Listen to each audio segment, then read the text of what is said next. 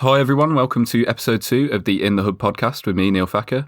Today we'll be speaking to Peter Bruce about the future of trade events and conferences within the broadcast industry. Peter now offers his expert advice and guidance as a consultant to the media and broadcast industry within the Asia and Pacific region. Peter's career spans 30 plus years, working with companies like Ampex, Thompson and Grass Valley and IABM.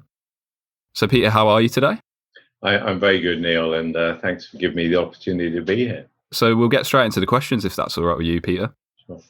Awesome. So, Peter, you've clearly had quite an extensive career within broadcast industry. So, what experience of trade shows have you had before?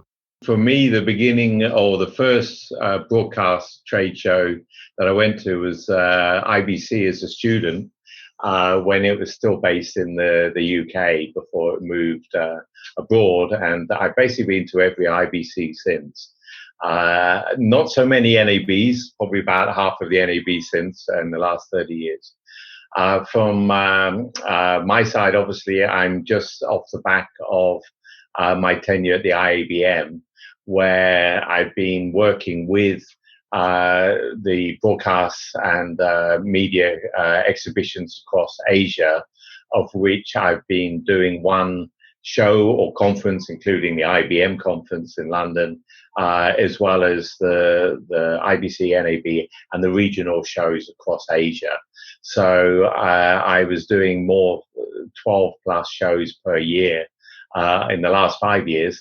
And I've had experience from field service of setting up, having the marketing budget to run shows, and then also, of course, representing the broadcast industry with the exhibitors and working with many exhibitors and conference sessions, which have also been running conference sessions as well. So, so quite a important part of my, let's say, working career.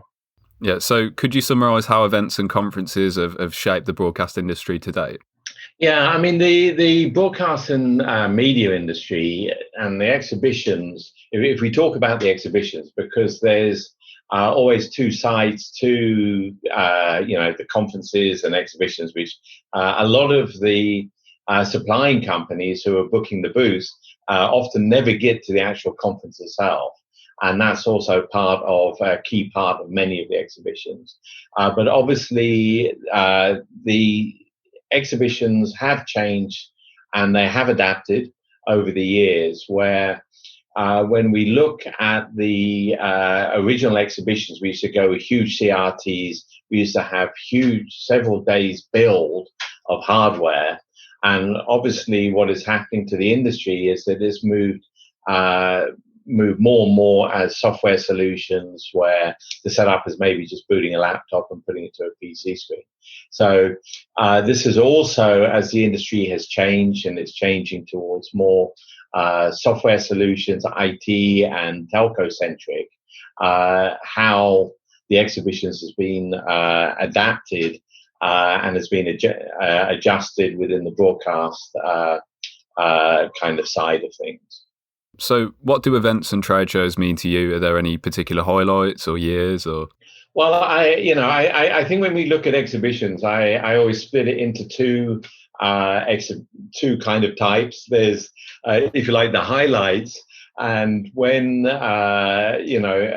say when you're a junior person in a company, going to IBC and NAB is a kind of almost like a badge of honor, of course.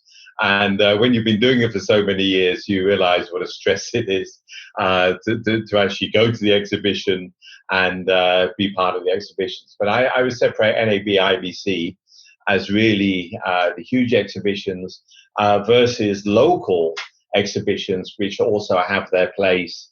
As I say, I was doing about 9 or 10 just across Asia of local exhibitions, like BIR TV, Broadcast Asia, Broadcast India, and different exhibitions like that. And you can kind of address them separately, in a kind of, knowing I was going to have a lot of sore feet. I knew IBC was kind of, every year you feel excitement to go, but you know you're going to be darn exhausted after the exhibition.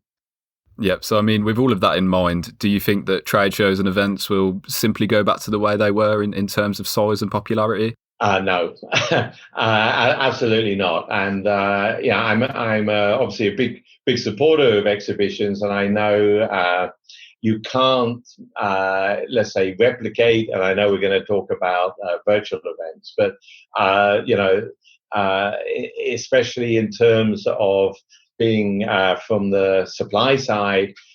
Being in contact with the end users and seeing them face to face is really a special thing.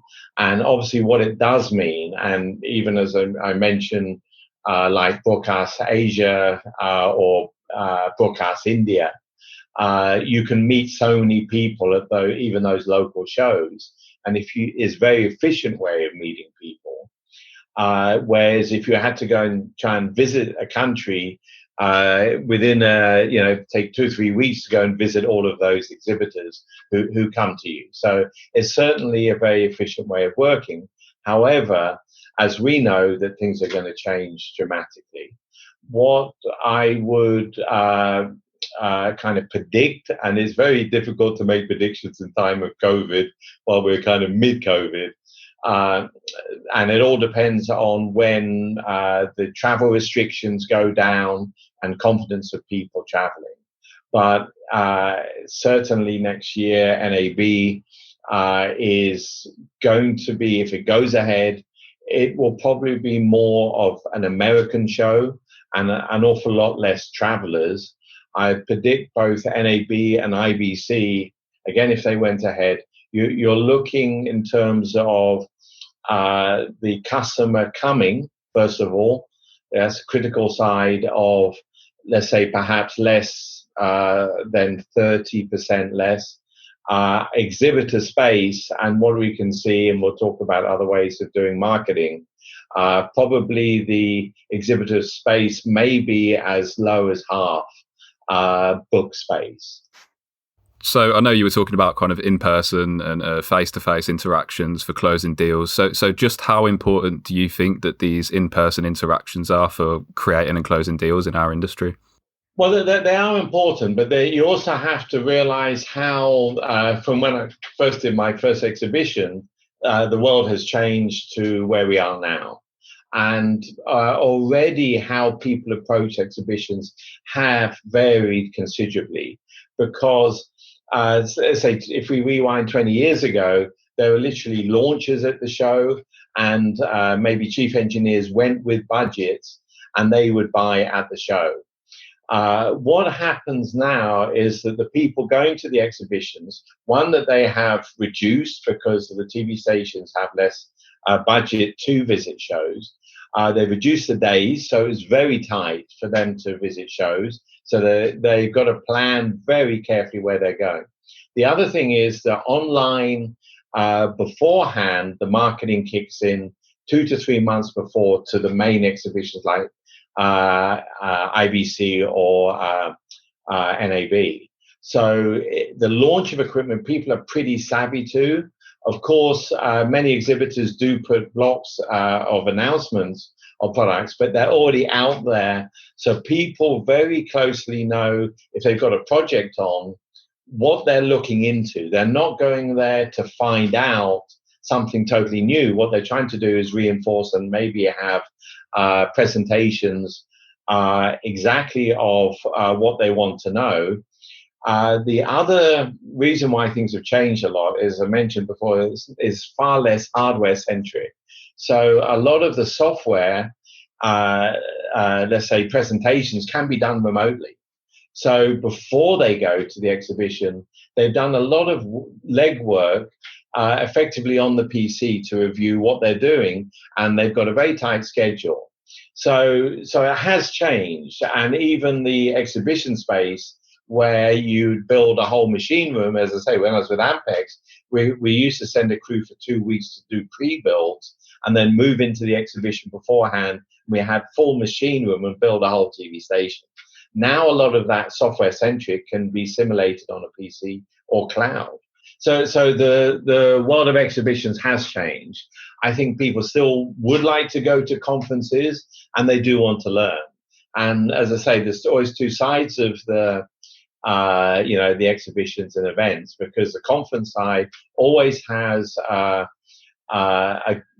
kind of need for the end users. And what we see anyway are let's say, what I say is the new entries to the broadcast and media, the IT-centric companies or the telco type companies. They would rather not build a big castle and exhibit, and they would rather have influence within the main conference sessions itself.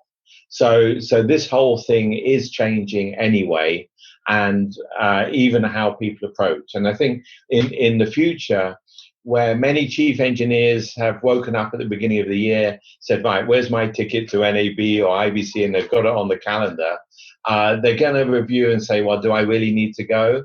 And all of the companies will be looking into how many people do actually need to go, and not because they've been the chief engineer for 20 years that they're an automatic shoo-in.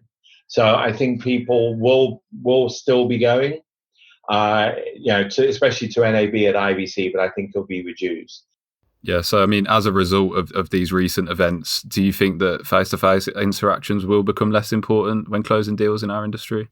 Well, I think they're always going to be important, but it is so, and this is why I still believe exhibitions are still valid validation of exhibitions. What I have seen though, and what happens too often in the broadcast and media industry, often because there's no cost, and this is different, say, than telco, for example, that let's say the TV station or the customer will phone up one of the main suppliers and say, hey, we want to do a POC. And because it's at their cost to do the testing and do the POC on site, there'll be a group of people flying in with equipment and hardware. And then the next week, there may be another manufacturer.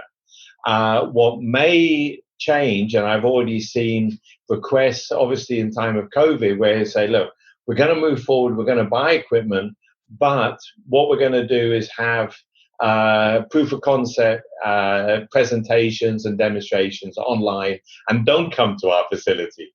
So it will be less probably, but at the same time, I still believe that business is done. Maybe not a handshake, maybe it's a Japanese bow or an elbow punch, but there will be people who want to meet up. And, okay, as we've got very fast into using the likes of Team Up and Zoom and different types of communication medium, it is, let's say, video conferencing can be quite exhausting. And where you can sit through a conference in a whole day or a classroom, it's very tiring to do that on a video conference on a screen for a whole day.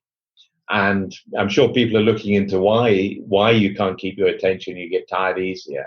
And what I've also been rolling out and been very successful within the IBM is the member sessions, and also trying to get end customers to, relax, have a beer. Often, for example, at Interbe in Japan, we do it the day before. And that's how we've got a lot of supply manufacturers together talking to each other. And that kind of interaction, that would not happen if it was pure remote.